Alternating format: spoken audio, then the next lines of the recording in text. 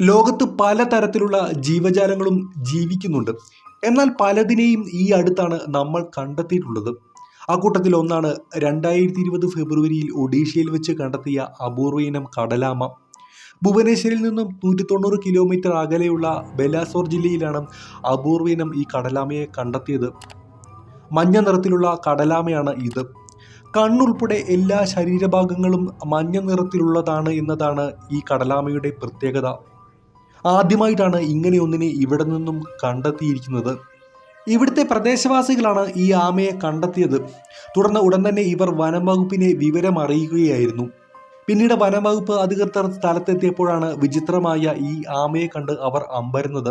ഇവിടുത്തെ പ്രദേശവാസികളെയും വനം വകുപ്പിലെ ഉദ്യോഗസ്ഥരെയും ഈ കടലാമ ഒരുപോലെ അത്ഭുതപ്പെടുത്തുന്നു.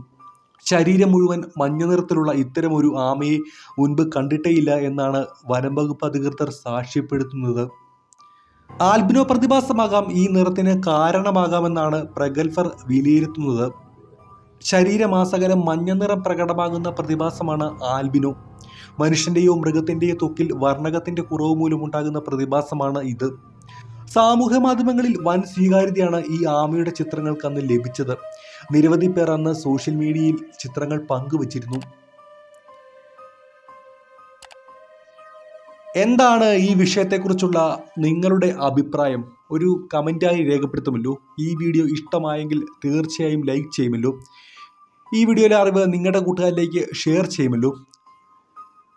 ഇത്തരം വീഡിയോസ് നിങ്ങളുടെ മൊബൈലിൽ നോട്ടിഫിക്കേഷൻ ലഭിക്കുവാൻ ഈ ചാനൽ സബ്സ്ക്രൈബ് ചെയ്യുമല്ലോ.